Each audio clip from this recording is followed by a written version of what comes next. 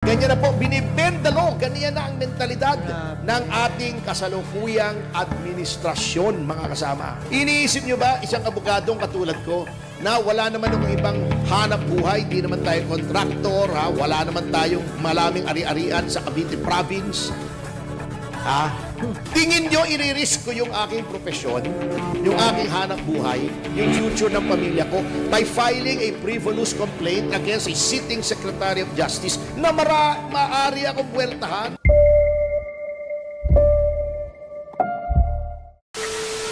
I-discuss po natin yung isang natanggap kong liham. Opo. Kahapon po kasi, may natanggap akong liham mula sa acting ombudsman. Ito, istorya for context. Noong September 15 po ay nag-file ako ng kasong kriminal at administratibo laban kay Secretary Remulla at kay Direktor Santiago. Nabalita po yan sa mga pahayagan, sa radyo, sa TV, sa social media. For the arbitrary detention ni Cassandra Leong na inaresto po noong August 22, 2024 nang walang warrant. Obvious po yan. Inamin yan ng kanilang mga NBI agents noong kinross-examine ko sa Pasay City tungkol sa kasong yon. Yung obstruction of justice daw. Ek-ek. Okay. Noong September 15 ay hindi idinakit. Earlier, may final si Mayor Baste Duterte idinakit sa Mindanao. Okay. Noong hindi dinadakit yung aking kaso, sumulat ako. Sabi ko, excuse me po, mayroon pong memorandum ang dating ombudsman na automatic docketing, May 5. Nag-file ako September 15, sumulat ako September 16, ba't di nyo dinadakit? Lumiham sa akin, natanggap ko kahapon.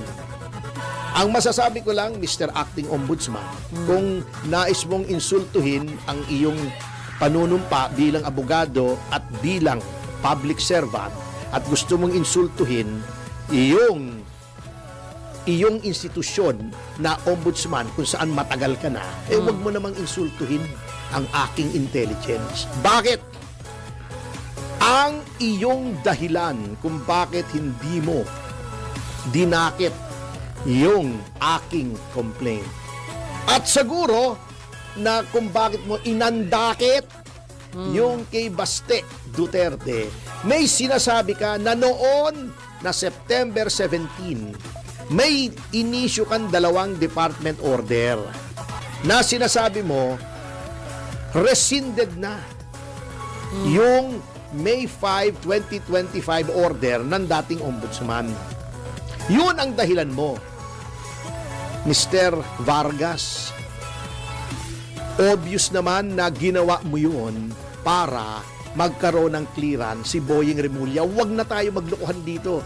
Please do not insult my intelligence and the intelligence of other right-thinking Filipinos. Kasi unang-una, sabihin ko sa iyo at sabihin na rin natin sa taong bayan para malaman nila kung anong klaseng acting ombudsman meron tayo. At anong klaseng magiging ombudsman si Boying Remulla kung yan ay maging ombudsman na pinilipit natin ang lahat ng rules, sinira natin ang institusyon ng ombudsman para lang mapagbigyan. Noong final ko po yung aking complaint, wala pa yung department order nyo. September 17 lang yan. In other words, no, nag-file po kami ni Baste Duterte at ako ng aming complaint, ang umiiral pa pong rule ay yung May 5, 2025. Kasi September 17 nyo lang nilabas yung inyong DO eh. Ibig sabihin, dapat nung final namin yan, dinakit nyo. Ngayon, September 17 nyo lang inilabas yan para nga mapagbigyan si Remulla. Obvious naman eh. Dapat noong September 15, dinakit mo. Kasi sa September 17 mo lang niresinde. Tama. Ginawa mo bang retroactive yan? Pwede ba yun? retroactive. Hindi pwede To the yun. prejudice of the complainant. Ito pa. Isang pinaglululuko mo kami, ano? Okay. Sabi mo, iyan ay yung evaluation, kaya hindi agad dinadakit, ay para ma-evaluate kung frivolous. Bakit ngayon lang? Bakit nung nag-file lang kami ni Baste Duterte, naisip nyo, baka frivolous? Pangalawa, iniisip nyo ba isang alkalde na maaring kasuhan ng katakot-takot ng isang nung apektadong tao, ni Boyeng Remulla pa, Secretary of Justice pa? Kung frivolous yung complaint niya, iniisip nyo ba isang abogadong katulad ko na wala naman akong ibang hanap buhay, di naman tayo kontraktor, wala naman tayong malaming ari-arian sa Cavite Province? Tingin nyo iririsk ko yung aking profesyon, yung aking hanap buhay, yung future ng pamilya ko by filing a frivolous complaint against a sitting Secretary of Justice na maaari akong buweltahan? Hello? Afterthought na yan napaka-obvious. Ngayon, ako'y liliham sa inyo ngayon, Mr. Vargas. Hindi nyo kasi ako binigyan ng kopya ng department order nyo. Kilatisin natin yan. Bakit hindi mo inattach? May tinatago ba yung department order na yan? Kengkoy ba yung department order na yan? Wala bang batayan? Ngayon, ihihingi ako under the Freedom of Information na EO. Tingnan natin kung papaunlakan nyo po ako.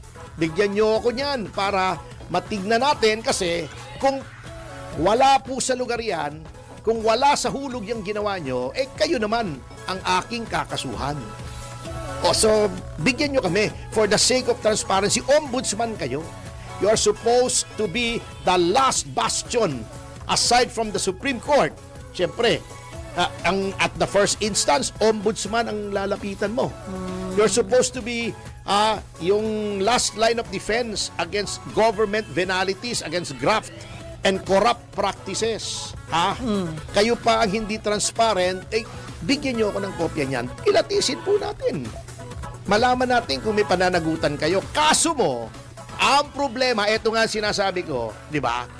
Paano kang makakaasa sa isang ombudsman, kung maging ombudsman si Remulla, na utang niya sa sitting president kay Marcos kung bakit siya naging ombudsman? Hindi lamang dahil sa power of appointment, alam ko yun, huwag tayo magpilosopo, na talagang binraso na siya ay magkaroon ng clearance, iniimpluwensyahan, utang niya sa mga kaalyado ng administrasyon katulad ni Kiko Pangilinan na siya ay naging ombudsman.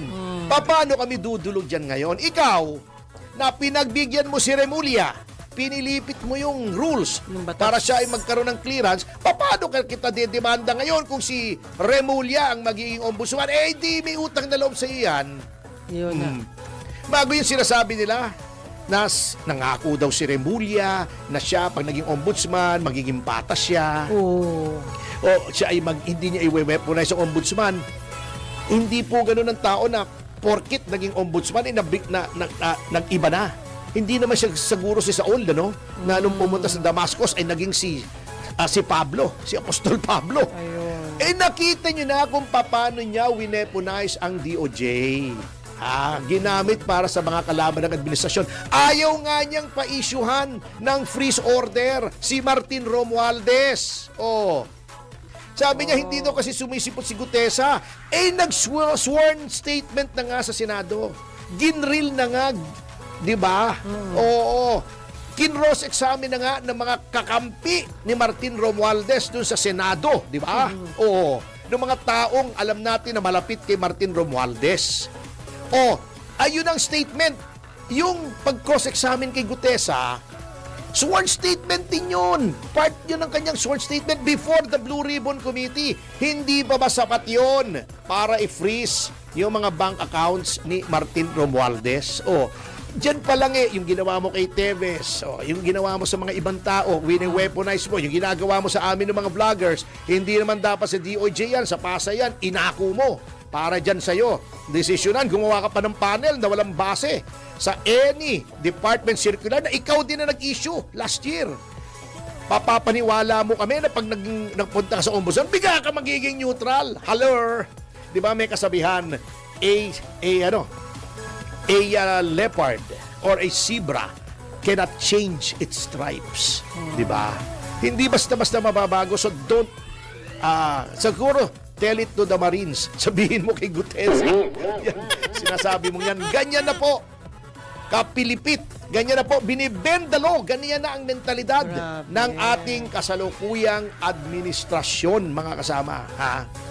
Kaya't since this is a matter of public interest, kung gaanong nagpe-perform ng kanyang public duties ang acting ombudsman, I will keep you posted kung anong nangyayari rito. Pero, Mr. Vargas, please, huwag mo nang insultuhin again our intelligence by saying na iyan ang purpose niya, ang department order mo. Isa lang ang purpose niyan para pagbigyan si Secretary Boying Remulla. Parang payback. Oo. And sa notang yan, mga kasama, ay magbigay na po tayo. Yun na. Sa susunod na programa, ang Balitang Bayan. Yan. Wala Kasama si Walay pa. Sino ba yun? Hindi ko makita. Malabang. Tingnan natin. Sexy. Wala. Macho. Oh, yeah. Well, anyway, balik Daryl. natin. Justin. Oh, yeah. Kaya ito po, hanggang sa Lunes na darating, ito po si Atty. Ferdy, Mr. Sex Appeal, Topacio. At Juvie de Guzman. Nag-iwan po sa inyo ng mga katagang suso. Sa inyong